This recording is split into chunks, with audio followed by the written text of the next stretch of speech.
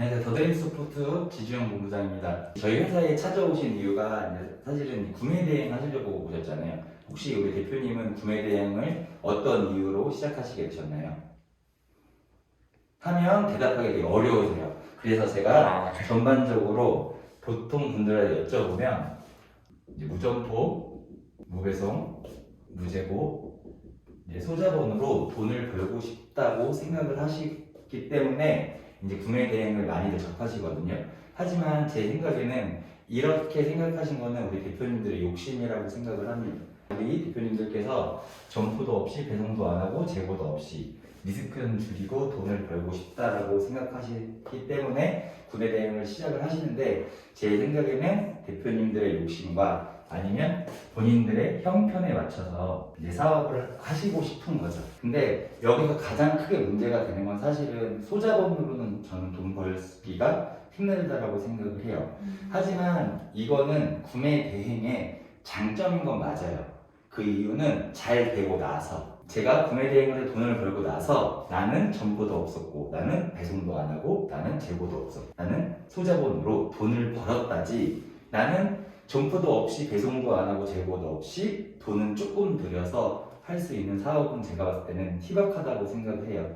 그러면 구매 대행을 왜 하냐면, 제가 여기에서 이제 두 가지를 알려드리는데, 첫 번째는 구매 대행이란, 두 번째는 대량 등록이란, 세 번째는 디스크랩이란을 이제 알려드릴 거예요.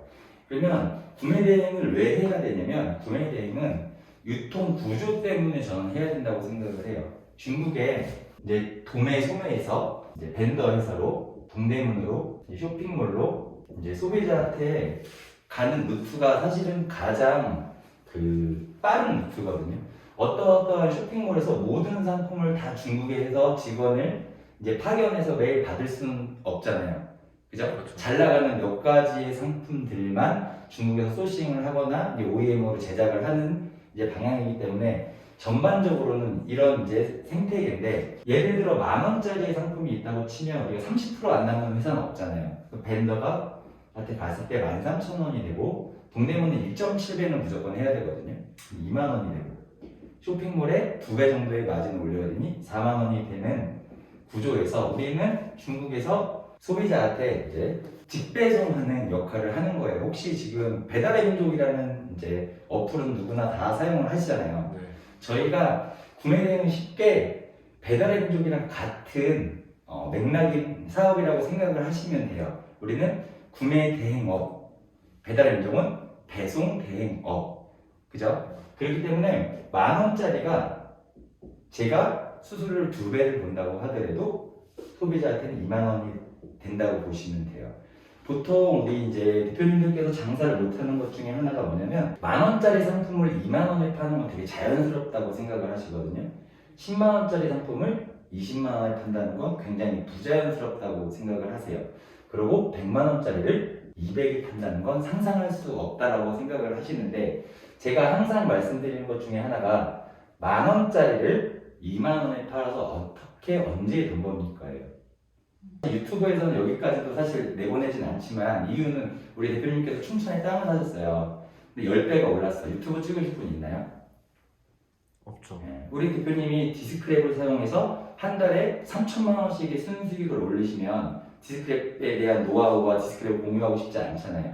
그래서 저는 유튜브는 사실은 이제 허구라는 생각을 많이 해요. 실질적으로 숨은 고수들은 유튜브를 아무도 찍지 않습니다.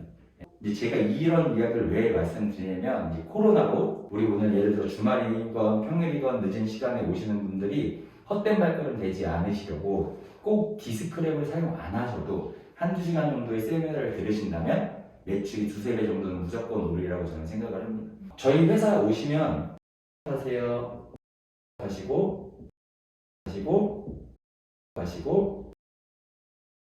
파세요예요. 내가 열심히 1호점을 내서 1년 동안 열심히 해서 다음 년에 2개의 매장을 내는 게 어려울까요?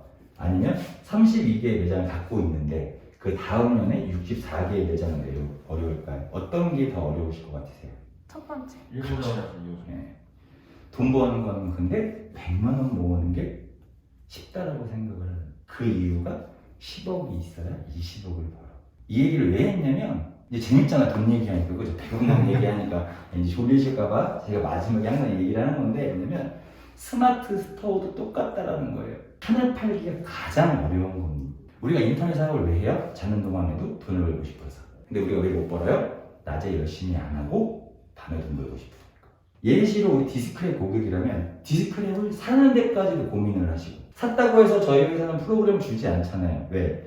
내가 스마트 스토어 가입도 해야 되고 배드지 가입도 해야 되고 황금 키워드로 올려야 되고 내가 어떤 상품을 얼마에 팔지 정리를 한 다음 물건을 올리니까 물건을 대량 등록한다고 해서 무조건 나가나요?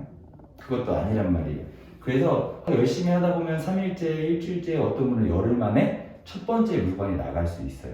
하지만 내가 이 루틴을 가지고 꾸준히 하다 보면 어느 순간 자고 일어나면 이렇게 된다는 게 통닭집을 하는 거나 100억을 모으는 거나 디스크랩에서 물건 파는 거나 어떤 영업사원이 정수기를 팔거나 보험을 파는 건 다 같은 구조라고 생각을 합니다. 우리가 사실은 조금의 기다림으로 포인도 잘 되는 방법이 존버하듯이 여기서 대량동의 가장 중요한 건 뭐냐면 내가 소나타를 파는 영업사원이라고 가정을 했을 때 이번 달에 10대를 팔았어요.